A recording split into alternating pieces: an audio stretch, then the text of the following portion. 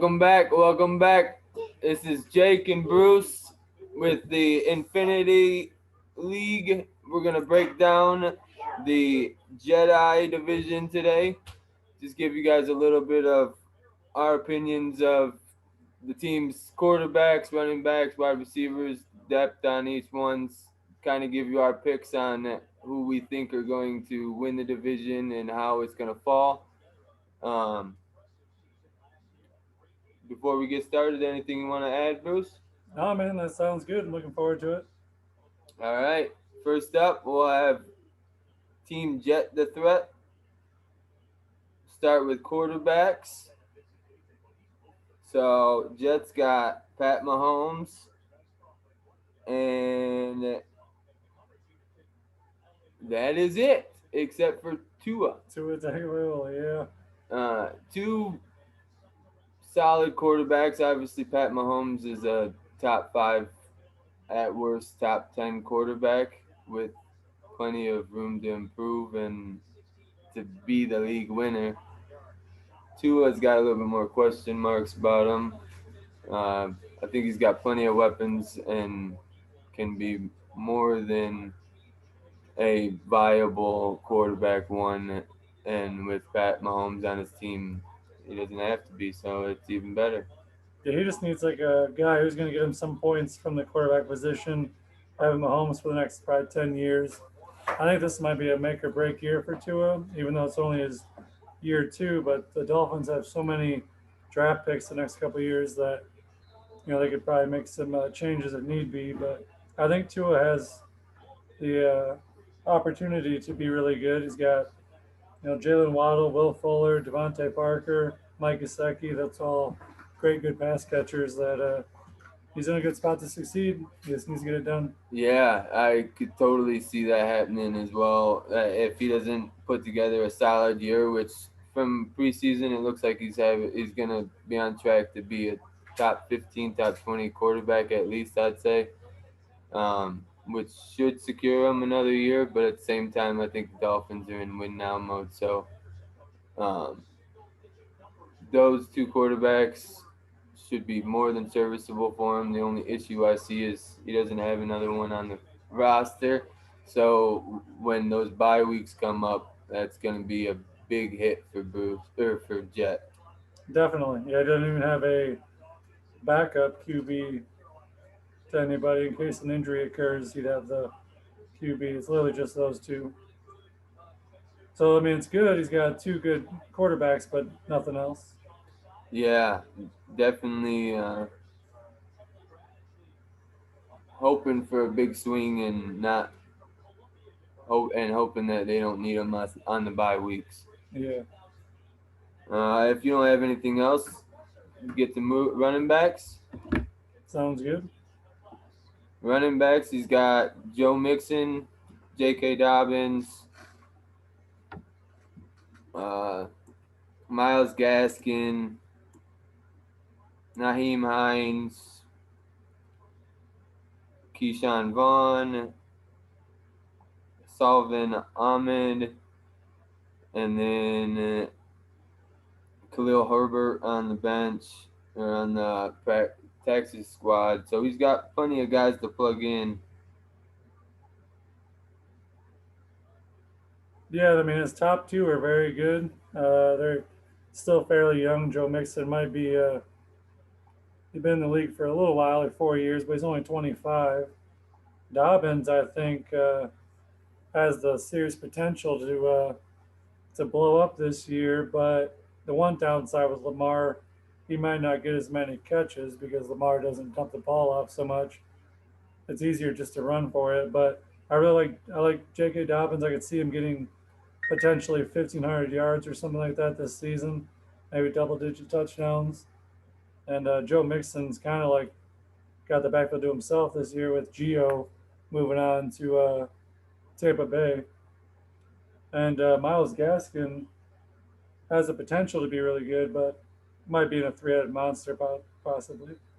If everything breaks his way, he could have two solid RB1, RB2s, and a viable backup or two because Nahin Hines, I mean, if he stays on the track he had last year, he could be a top 25 wide running back in his own, just receiving wise.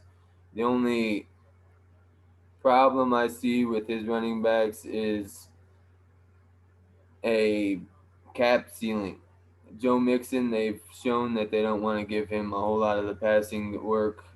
Yes, they got rid of Bernard, but they also drafted Chris Evans, who I do believe will not eat too much of his way, but it will eat some of his passing uh, away. So that could cap his ceiling and potentially take him from a league winner to just another running back. Same with JK. He's still got Gus Edwards there, who's going to demand some carries. Um, but that is a run heavy offense, so he should get his carries. Miles Gaskins, there's already talk that Malcolm Brown is going to be stealing some of his carries. So with that offense, he could definitely be a viable RB2, RB3 flex type guy, but at the same time, he could also be somebody that you aren't starting after a couple weeks. Um, Definitely did himself a service by picking up as many as he did, but uh, no league winner, in my opinion. Definitely could get the job done with the guys that he's got, though. Yeah, I agree with you about the having so many running backs. It's kind of good to have kind of quantity of them because injuries occur and running back like committees kind of come and go. So yeah, I mean, like I said, maybe not somebody who's gonna be like a number one, number two overall, but having all kinds of depth like that helps out big time. Yeah, especially like you said, if you don't have a guy that's considered a top five running back or has the really the potential to be a top three guy, then it's good to have that depth behind it. Definitely. If you don't have anything else to add, I guess we'll move to wide receivers. Sounds good. So he's got Jerry Judy, T. Higgins, Laviscus Chenault, Michael Pittman, Kiki QT, Auden Tate, Pat Williams or Preston Williams, Hamler, Mims, Jefferson, and then a couple guys on his taxi squad. He's got quite a Solid few. youth. Yes. Um, First initial response to those names is he may be a year or two away from hitting what he is expecting out of those wide receivers, especially with Jerry Judy being in a crowded wide receiver group and not really knowing who's going to emerge week to week. Same with T. Higgins. I believe that Higgins will be the go-to guy at the beginning of the season, but once Jamar Chase gets acclimated, he could see some of those targets drop off and become more boom or bust. Chenault, he could be the second, third option in that. He could also any week be number one.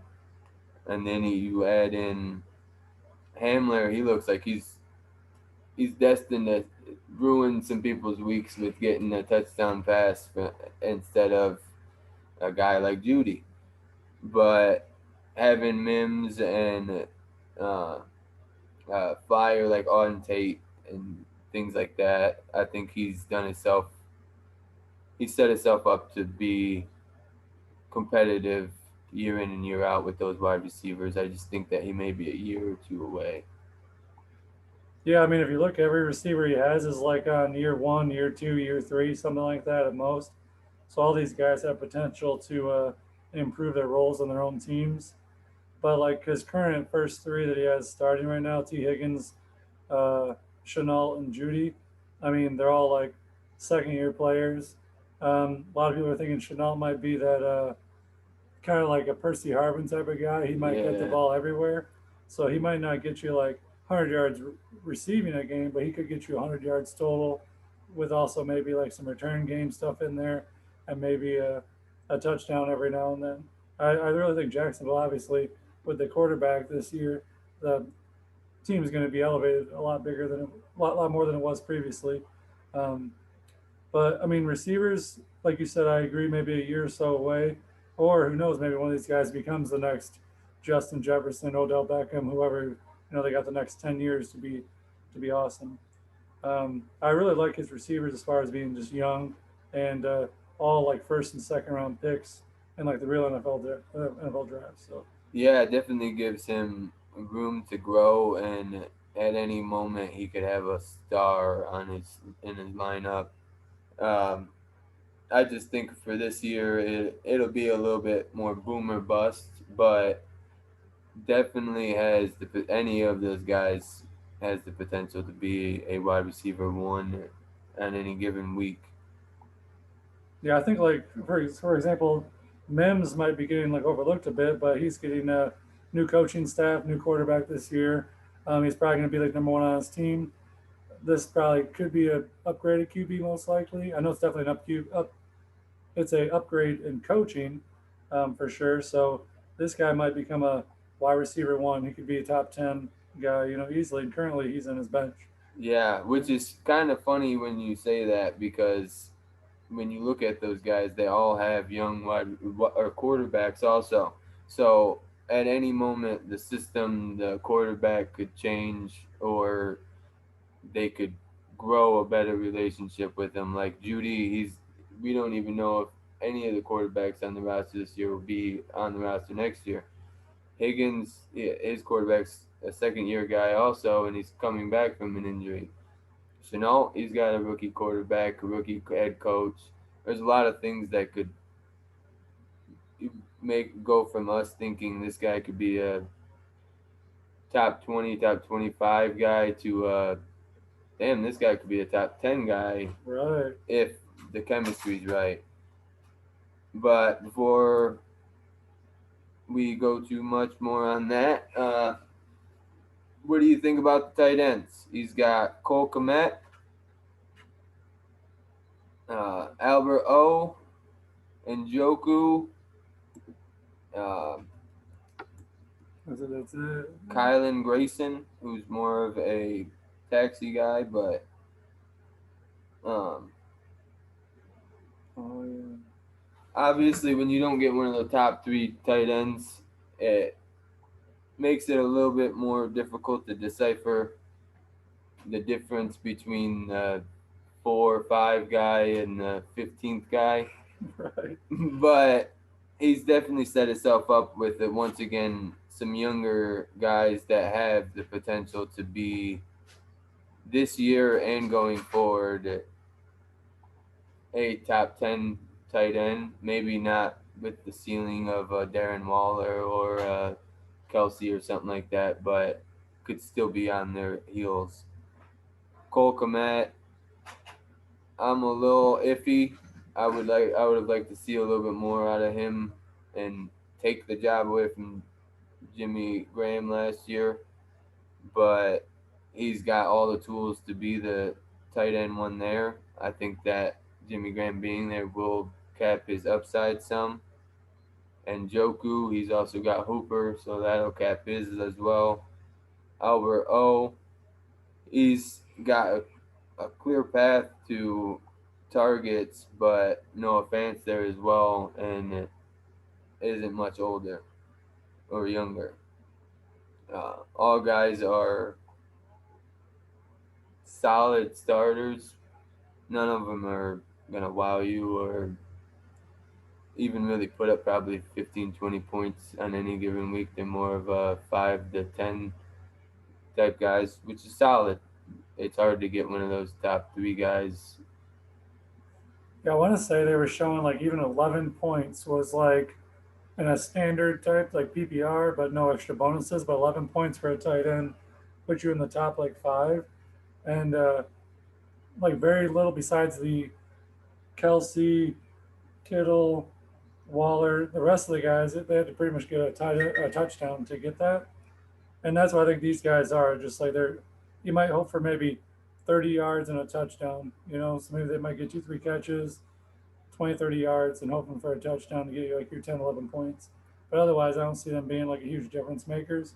No, none of them are gonna garner targets week to week. I mean, there's gonna be weeks that Njoku gets 0 targets. Other weeks he gets 5. Right. It just depends on who's going off and if they're going with the run game, the pass game, and it's a little nice for somebody like Albert O, who's got some younger quarterbacks, so he can be the safety net. Same with Cole Komet, but at the same time, like we said, they both have guys there that they're gonna have to compete for snaps with. So um, solid starters, but not someone that you're exactly looking forward to starting week to week.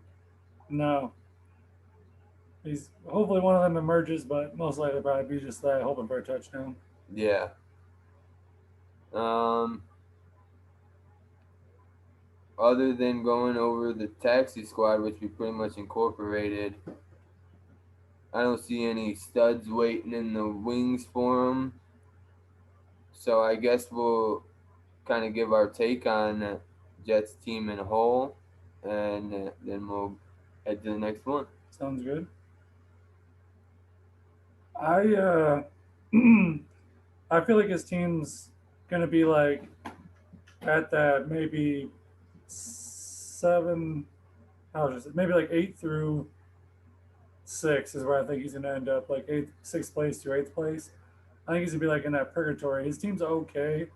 They're really young, so I think like maybe next year would be the year where he's gonna be like jumping into that top 5 teams maybe. But right now, I feel like he's probably like 6 to 8. Like he's gonna be in the middle somewhere.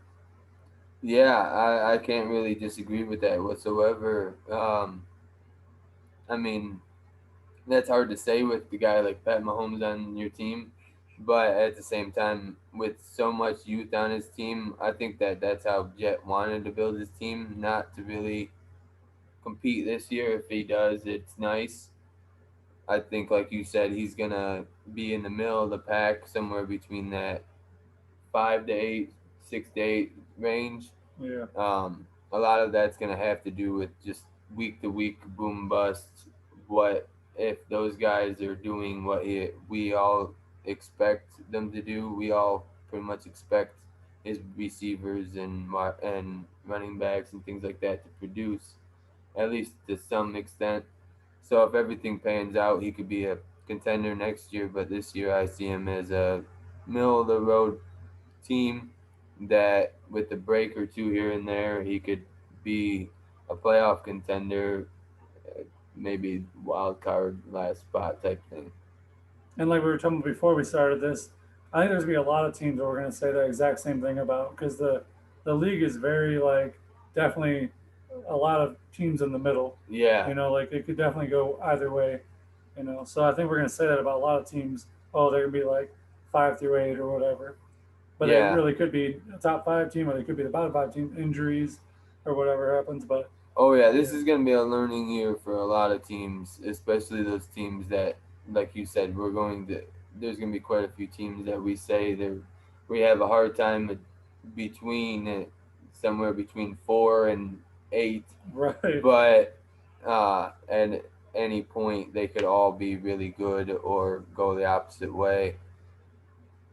Yeah, with him having so much young people on his team, I could see it happening where he becomes like a contender, but most likely be in the middle. All right, so that leads us to the second team, which is Jedi Master Ryan, Commissioner itself. Like the last one, we'll start off with quarterbacks. He's got Dak Prescott, Zach Wilson, Andy Dalton, Trevor Lawrence,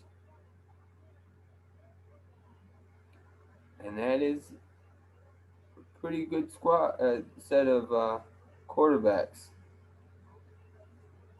Yeah, definitely. It's young. He's gonna have to have one of those younger wide or quarterbacks emerge, but with both of them being starters from essentially day one, they should be viable quarterback twos with already having Dak there. As long as Dak can get over these injury bugs that he seems to not be able to shake. Yeah, it sucks that now he's got an injured shoulder, which I just heard a thing where they say he's on maybe track to play week one, but he's also got a chance to maybe miss a few weeks too. So that's 50-50. But I mean, you cannot really beat it having the number one overall pick and the number two overall pick on your team. So, if they pan out like people are thinking, he's got two guys that could potentially be great starters for him for the next 10 years. Oh yeah, So he'd be set at QB, and in the future, he can continue to build more depth or get more playmakers at other positions. So that's fantastic to have those two guys. And Dak Prescott last year was on pace for some ridiculous numbers. If he continues on that pace again this year, I could see him being like league MVP or setting some records this year. So as yeah, far as QBs go, I think Ryan has by far the best QB situation. yeah. He's definitely got one of the better of them. Yeah, if Dak was fully healthy, I wouldn't have any doubts of him being on the same trajectory or similar trajectory as last season. It worries me some that it's still lingering, and there's the potential that it could linger into the season.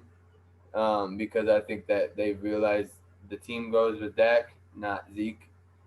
But if he stays healthy, he's a top 10 quarterback easily. And like you said, to have the number one and number two quarterbacks drafted this season as your potential number two is a real good position to be in, especially since the game's transitioning more towards a mobile quarterback. If you look at Zach and Trevor Lawrence, both of them can move. Both of them, even though they're in their rookie year and they're gonna have their lumps, both of them have the upside of rushing, so they should be able to keep them in games instead of giving them games of 0 or 5 or negative things like that that you may get with a guy like Andy Dalton in a week or here and there.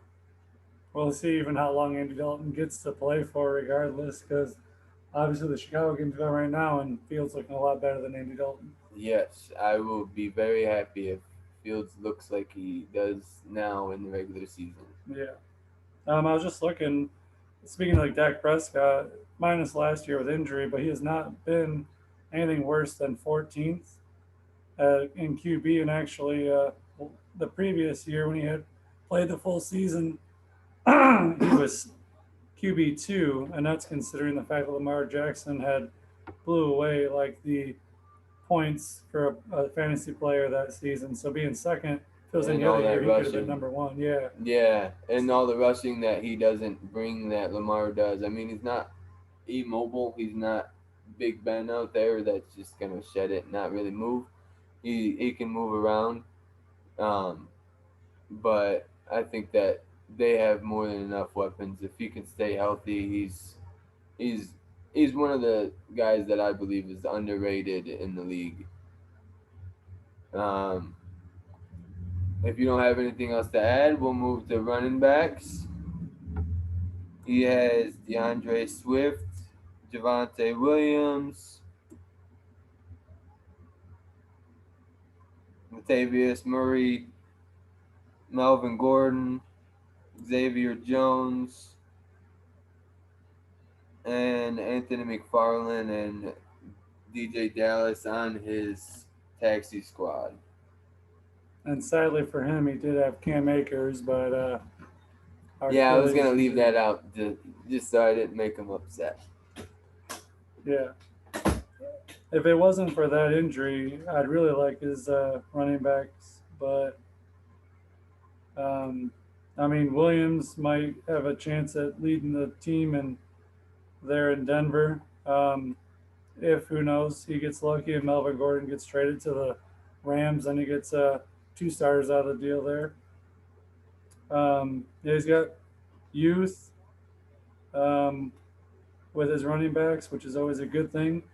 They're usually most getting their most points during that first 4 years or so. Yeah, Swift, Williams, that's pretty good right there. Yeah, and he's done a good job of picking up handcuffs like Melvin Gordon to Javante. Well, technically he picked up Melvin and then Javante, but it was smart of him to pick up that handcuff. And then Latavius Murray with the workload that should be on Alvin Kamara this year at one injury, and that could all be his. Yeah, Um, Xavier Jones looks like he's showing that he can possibly take a couple carries, but obviously nothing like Cam Akers, so that will hurt. Um, I know it's the unpopular opinion, but I'm not very high on Swift this year. Um, I don't see Jared Goff being a great fit for that offense, and I think that he will get carries just because he's got to with no other real weapons on that offense besides T.J. Hawkinson. Um, but I just don't see them giving him the amount of carries that he'll need to put up running back one numbers. I see him more as a running back two. That's why I believe that blow to Cam Akers kind of did a little bit more damage to Ryan's running backs than it normally would, just because I've seen Cam Akers as that running back one for him. Definitely could get away with Javante and him if Javante can emerge. But if Javante can't emerge, then it may become a little murky with that second running back for Ryan. yeah, I agree.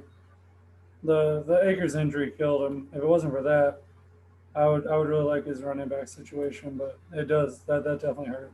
Yeah, I don't think it knocks him out of playoff contention or anything like that with the running backs he has, but I believe that it kind of caps his ceiling of what he could potentially point out as week to week.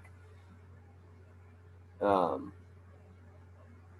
Like they said, that second running back, or maybe even that third one, depending on if he plays one of the flex, it sucks because you got to try and pick the right one, and sometimes you don't have like a surefire top 10 guy, then you might choose wrong, and someone on your bench blows up, because you didn't yeah, pick and you right. have to factor in bye weeks, so at least one of these guys are going to have to sit out while the other one's possibly playing. I don't know the bye weeks, but I'm going to assume that they have two different bye weeks, and one's going to be sitting out for essentially 2 different weeks, Right. um, which could be a killer. But I also know Ryan's got a great eye for the wire and being able to manipulate trades in his roster to be able to put the right guy in at the right time. So if he's got a couple breaks the right way with Javante, it's nice that he's got Melvin Gordon there. I just don't see the ceiling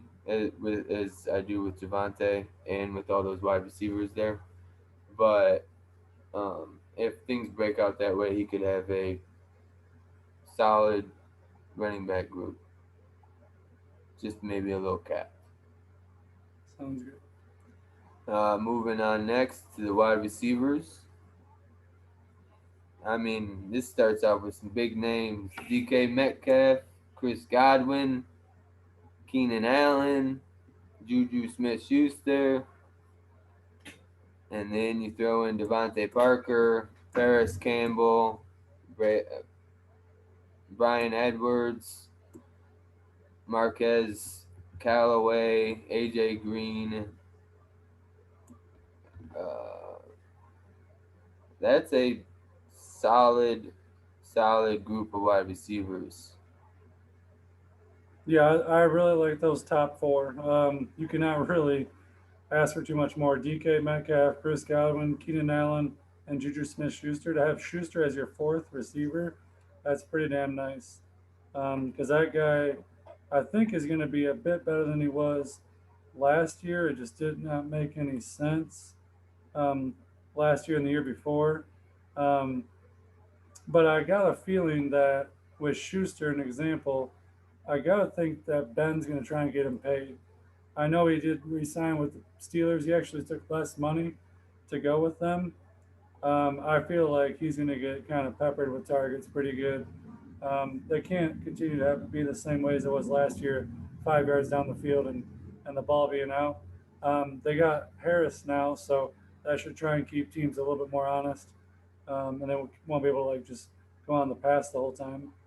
But DK top 10, Chris Godwin top 20, Keenan Allen top 20, Schuster top 30 with the potential to be a top 10. Really, Yeah, did it already once before. Um, Devontae Parker very underrated. Paris Campbell young. Edwards young, good young core over there in Las Vegas right now. That Callaway, I mean, he has a chance at maybe making some noise with Michael Thomas being out. AJ Green, I mean, he's going to have the best receiving core to play with that he's ever played with. He's going to have Hopkins alongside him. Who knows how AJ Green's going to be this year? He could be blowing up, get his. He's 10 years in the league, but he could have like one of his best seasons ever potentially. yeah, he could be the third receiver in that offense and still put a solid year together. Definitely. Um, I completely agree. I mean, I disagree a little bit on Juju. I think that with the other two really talented wide receivers there, I think all three of them are kind of capped in the mid 20s, um, and give you a little bit more of a boomer bust week to week because you don't know which one's going to go off. But he's definitely shown that he's got the talent to be the number one there.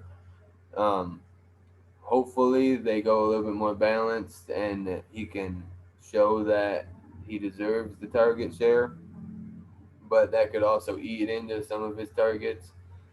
That being said, I mean, I can't argue with the fact that he's got three studs above him, so that being his fourth guy, and then having the youth on the bench of Paris Campbell and Brian Edwards, even Callaway.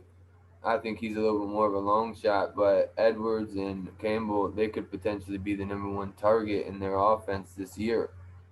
uh, Devontae Parker was the number one target in the Miami's offense last year, and like you said, I believe that he's very underrated and easily a maybe not a wide receiver one, but a top tier wide receiver two type guy, which is more than serviceable to ask for the fourth guy that you'd be plugging in your roster instead of a Juju or if one of the other guys needs a bye week or something like that.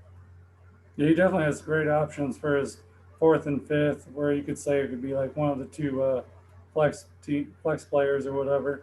He's got plenty of options there for sure. Yeah, did a great job of combining youth and veteran leadership to combine for a solid group.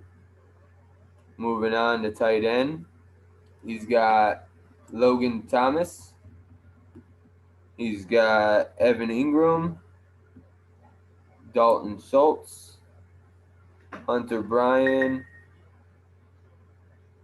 Brevin Jordan, and Noah Gray. Once again, solid group. Um, it's hard to feel like you won the tight end group when you don't have one of those top three guys.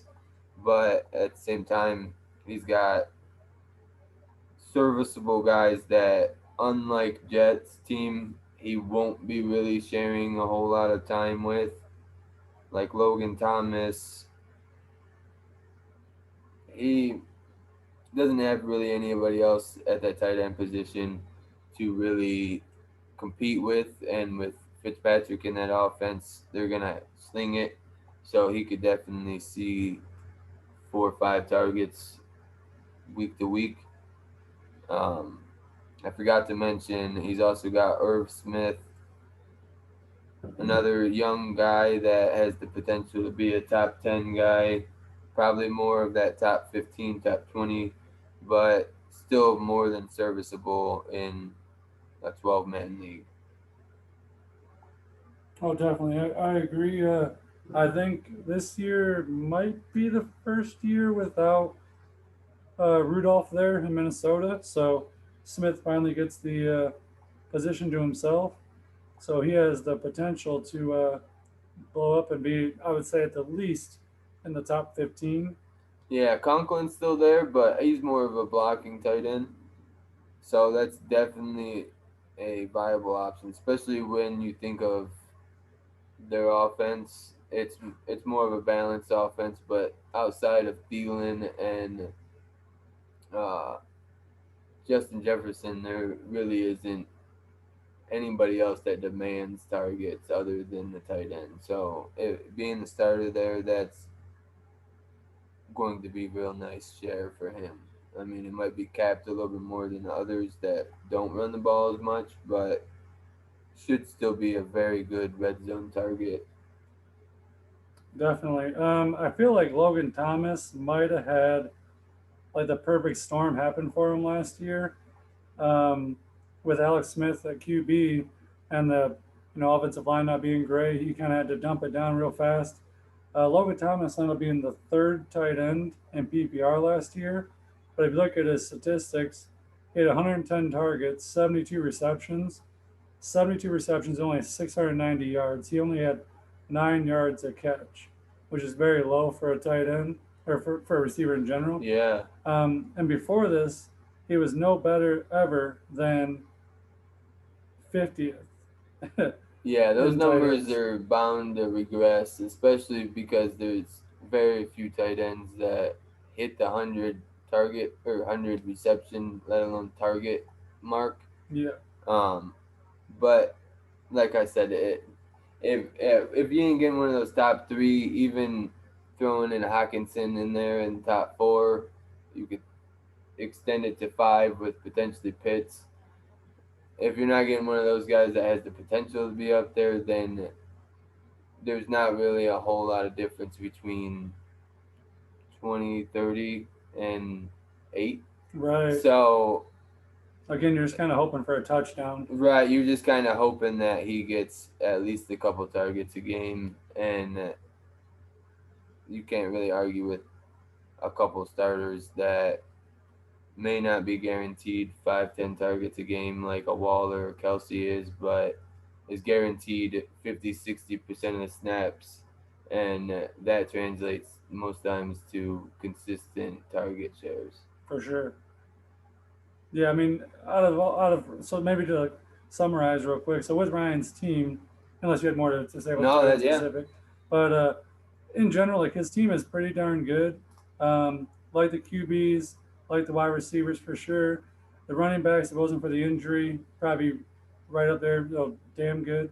The only thing he's kind of lacking is maybe like a surefire starter at tight end.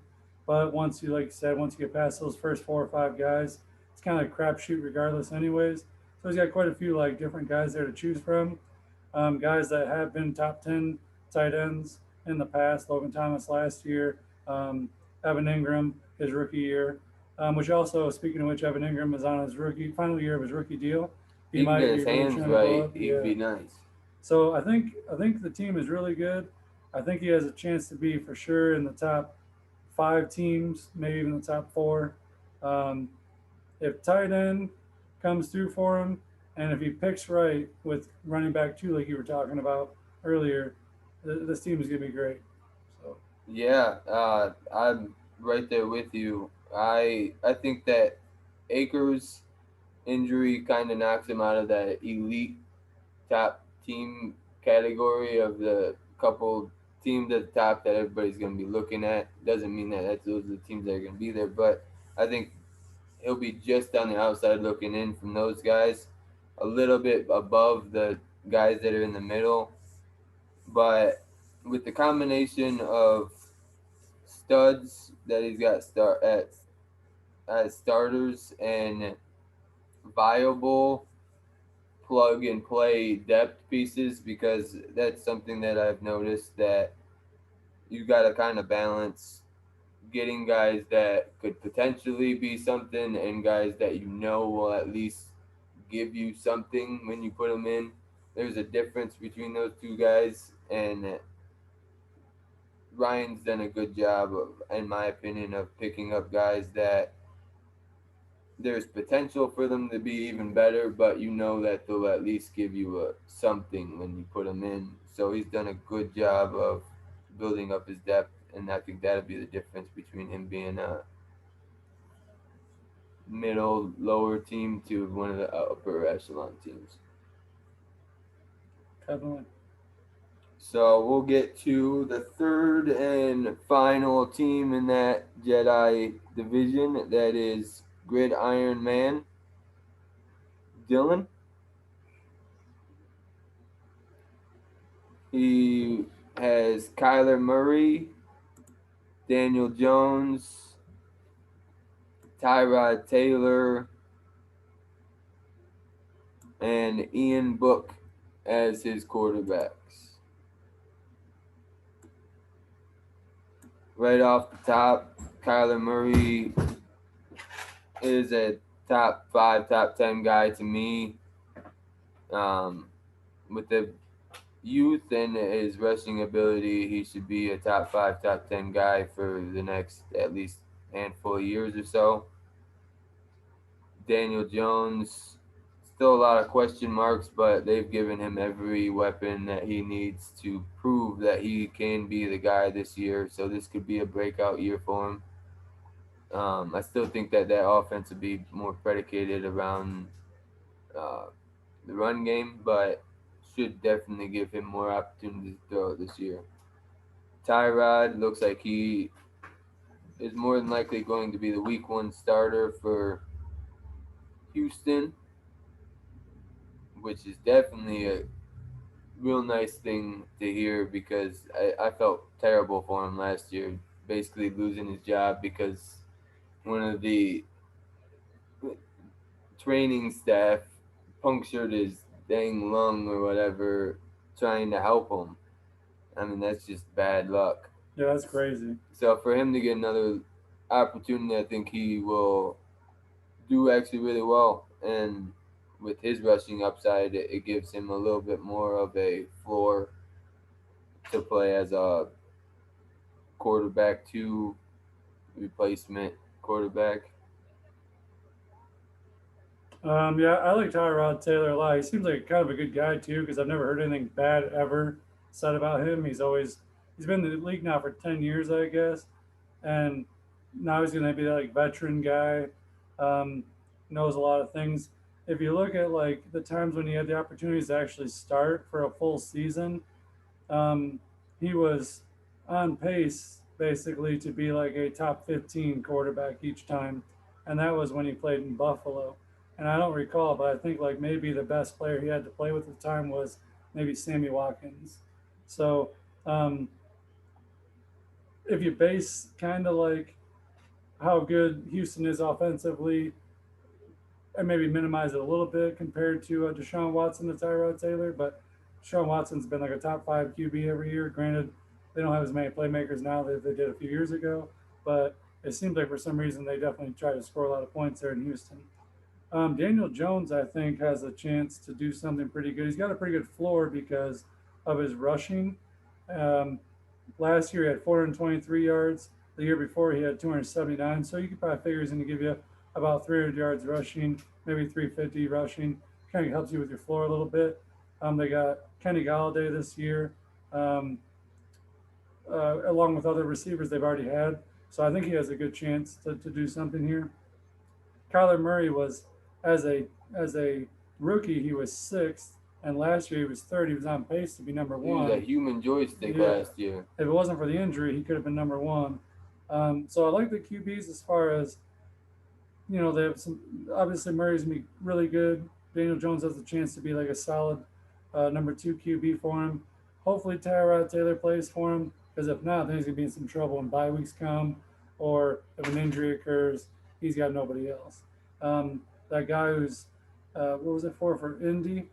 I don't know if he's going to really play or not. I don't know their exact situation.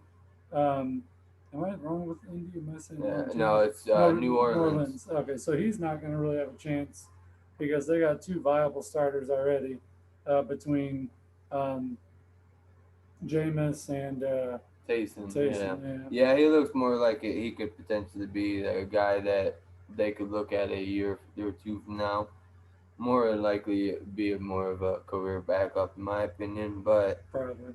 um, definitely, I think that he did a good job of picking up Kyler, and you can take more of a risk on Daniel and uh, Tyrod.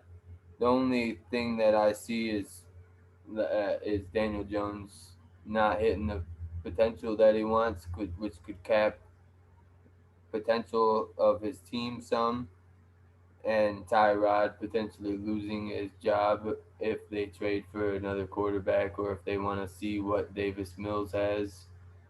Um, but definitely two solid quarterbacks to be able to start week to week.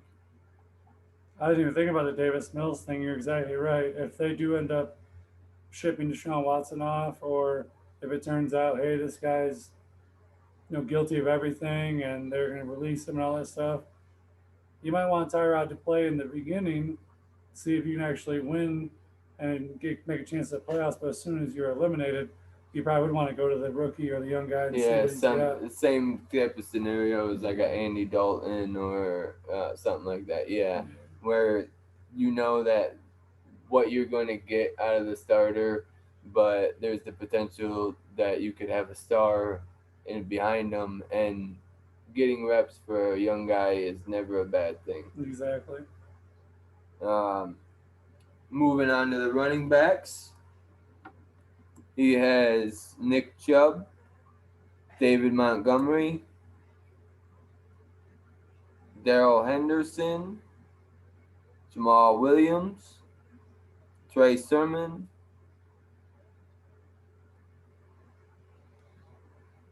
About it. Yeah, not a whole lot of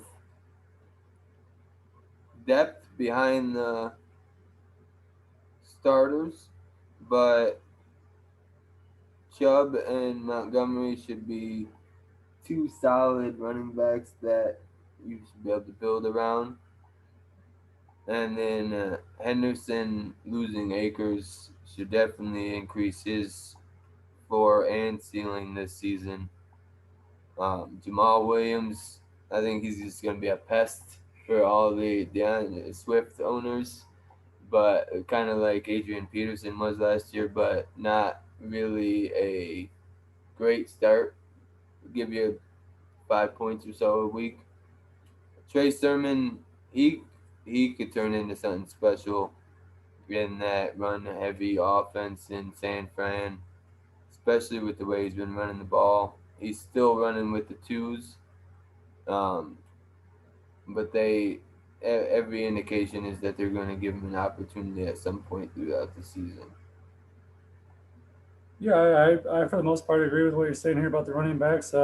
Nick Chubb, basically been a top 10 running back each year. That first year, he kind of like didn't really even get started till about halfway through the season because they were already playing. What's that guy from Ohio State that was there? Can't remember who he is now, but he played for San Fran for a few years. He was there in his rookie deal, so he didn't get to be the starter right away. But regardless, um, he's really good. David Montgomery was coming into his own there last year. Might have been partly due to an injury to Tariq Cohen, but we'll see. And strength of schedule, but Yes. that is it's one of those second year guys, second third year running backs that you know what the floor pretty much is, but the ceiling could be top five. I agree. The Daryl Henderson um, being on this team is great with the injury to Akers, so he potentially could do really good. Jamal Williams, like you said, maybe like 5 points a game. He might get a couple catches here or there. The Sermon, I was just looking, and right now, obviously, like you say, he's kind of being with the second team because Raheem Mostert's still there.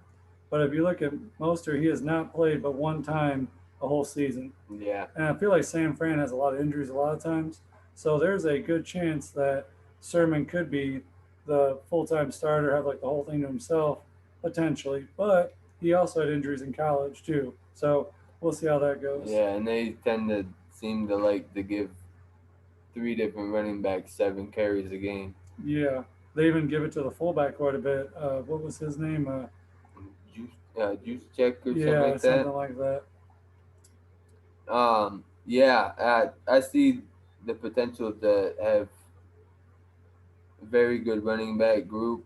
Um, Obviously, there's the potential for Montgomery to not be what he was at the end of the year and be more what he was at the beginning. It's one of the reasons I moved off of him. But uh, should be a solid starter in a offense with more than likely a subpar or rookie quarterback at the helm. So I believe that they'll lean on the run game a little more.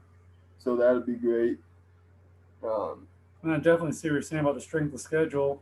If you're looking at the schedule last year, look at all those greens there at the end, yeah, and he was getting 30 points a game. yeah. I think he jumped from week like 8 or 10 or something like that. He jumped from running back like 20, 25 or something like that to like in the top five, top 10. That's crazy. Which he probably won a lot of people championships because he was killing it down the stretch. Yeah. So overall, solid group. Maybe lacking a little depth for bye weeks and potential injuries, but if everything pans out, solid group. Definitely. Next, the wide receivers. He's got Terry McLaurin, Brandon Ayuk, Amari Cooper, Odell Beckham, Kendrick Bourne, Cam Sims, Lynn Bowden, Quez Watkins, Tyler Johnson, Devontae Smith, Nikhil Harris, Quintus Cephas, Schwartz, and Eskridge on his taxi squad.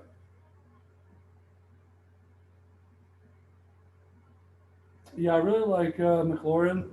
I really think he's going to do good this year with the upgraded quarterback here. He's definitely getting some YOLO balls probably gonna be thrown to him from Fitzpatrick. Fitzpatrick Oh yeah, don't care for the most part. Brandon Ayuk had a great rookie season when he played after dealing with some injuries. Cooper, probably a top 20 receiver guaranteed this year, I would say. I don't think he's been any worse than 20, to be honest with you, except for like times when he had injuries. Um, Odell Beckham, I mean, coming back from injury, we'll see how this goes. He hasn't done nearly as well with Cleveland as he was those first 3 years with New York, but we'll see. Um, and then the rest is kind of like some young guys with some potential. Devontae Smith, obviously, going to probably be like number one receiver there in Philly. That's if a QB can throw him the ball. Um, yeah, I mean, I like the receivers as far as those first three go. Afterwards, I mean, he's got definitely some potential. It's funny that a few years ago there would be no question about Odell Beckham, and now we're like, oh, maybe. right. We'd be giving up two first for him, and Yeah, now we wouldn't give up probably a second for him. right. Uh yeah, I'm right there with you. Terry McLaurin is a great wide receiver one. He's pretty much guaranteed 100 uh, catches, let alone targets this year. Cooper's probably in the same realm, anywhere from 80 to 100 catches. I'd assume that Brandon Ayuk is not far behind, somewhere between the 60 to 80. So those are three solid wide receivers. The question mark comes in with, like you said, Odell and the lack of serviceable depth, at least at this point. Um, Not a whole lot of guys that have proven that they can do it at the wide receiver spot on the bench for him. But like you said, Devontae Smith should have more than enough room to carve out number one targets in Philly. I just don't know how good that offense will be, but that could be huge for him if he starts to emerge. Same with Quintez Cephas, who doesn't have a whole lot of competition for targets in Detroit. Um, Both guys could be decent plugins for an Odell or something like that if he's not panning out. But the depth behind those top guys gives me a little pause, but solid group overall. Agreed. Moving on to the tight ends, and he's got one of those big three guys. He's got George Kittle. He's also has Jack Doyle, Gerald Everett, Johnu Smith, and that is it. But that is a very solid group of tight ends. Obviously, having one of those top three guys makes a big difference in any league, especially our league that has tight end premium. So that will be the difference in some weeks potentially for him, especially with Kittle. He is one of those guys that garners 7 to 10 targets a game more than likely. And then for him to have a guy like Gerald Everett and Johnu Smith, either one of them would be a viable replacement. Shoot, they'd even be a viable starter if he didn't have a top three guy. That both guys, in my opinion, are top 15, top 20 tight ends, and more than serviceable guys to plug in when Kittle's on his bye week or comes down with an injury bug for a week or two. Yeah, out of the big, like 3 to 5, however you want to call it, for the tight ends, Kittle has the most boom and bust, sort of, because it seems like he isn't able to play a full season. I don't think he has done it once, I guess. I think it's a lot of because the way he plays, he runs his face into people, and he's more than willing to block on every play. So yeah, injuries have definitely been a nagging annoyance with him for the last few years. But when he plays, he's awesome. I mean, even though he had injuries in 2019, he didn't play all the games. He was still number two overall in tight ends. So Yeah, definitely one of the few guys that could put up anywhere from 20 to 50 points any given week, which is ridiculous from a tight end. yeah. Um, and yeah, the guys that are backing him up, I mean, those would be the guys that you would probably expect. You know, that'd be your like 6 to 15, somewhere in there. Just Yeah, hoping on a some yards and a touchdown or whatever. Um, and if things work out with Janu, he could end up being the number one tight end over Hunter Henry there if Hunter Henry can't shake his injuries. Gerald Everett should fit really well in that Seattle offense. Jack Doyle, I honestly don't even understand why he's got him on his roster at this point because he could probably drop him, pick up a wide receiver or something. But another guy that maybe doesn't have the ceiling of the other ones, but is a reliable target that'll get you 5 points a week, more than what you could ask for as your third, fourth tight end. right. But in all, unless you have something else to add, No. Dylan's team looks to me, as much as I hate to say it, as one of those top tier teams. Uh, I see him as uh, top three, top four finisher. Obviously, some of his depth could hurt that and knock him down into the middle of the pack. Same with some of his youth, but I think that the combination of the starters he has and having one of those top three tight ends, along with some not the best depth, but some solid depth pieces behind on his bench, I think that he should be a very competitive team this year and make me earn that rivalry win that I get. I think that for the most part, I agree with you that I could see his team being a playoff team. I think he just has to hope for no injuries. He doesn't have much in the way of depth at pretty much any position. Um, he does still luckily have all of his picks for next year. And if say a big name goes down, he could maybe trade some picks and or players to replace them if he's like feeling like he's going to be in the playoffs. Yeah, even a move of like getting rid of one of those tight ends or moving on from Kittle to and because he has those other tight ends to add depth or something like that, it could definitely just add to the firepower and make him a little bit more dangerous than he already is. Because I think that's, like you said, the only thing that's really missing from his team is some depth at every position. Yeah, like if you're talking about maybe like a injury to Kittle, like let's throw us an example. Like let's say Kittle goes down, and a team that I would anticipate to not be very very good. No offense, Tim, but he's got Pitts. So like let's say that he was to trade him um, Kittle and like a second round pick or something for Pitts.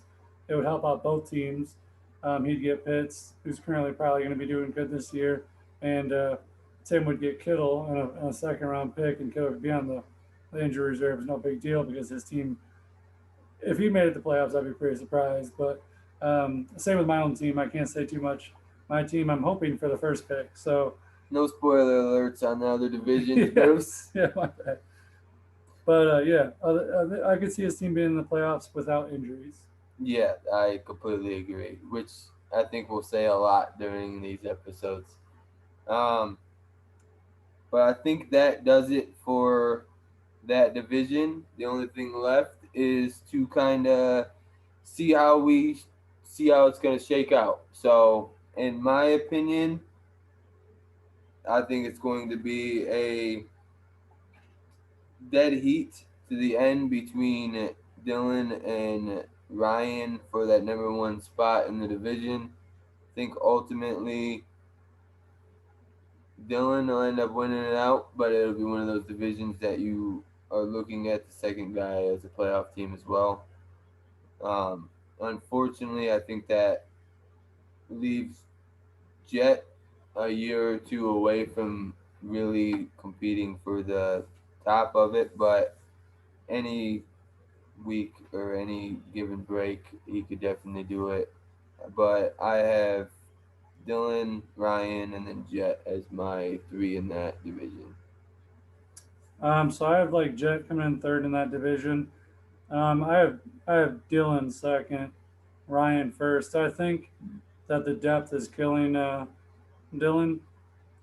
Um, I feel like Ryan's probably going to win the division, but yes, it could definitely go either way between those two. Yeah, it'll come down to injuries and different things breaking out different ways, but should definitely be a tight race at the top. Yep. So I think that will do it for this episode. Thank you guys for listening and trade me all your picks. Later. Later.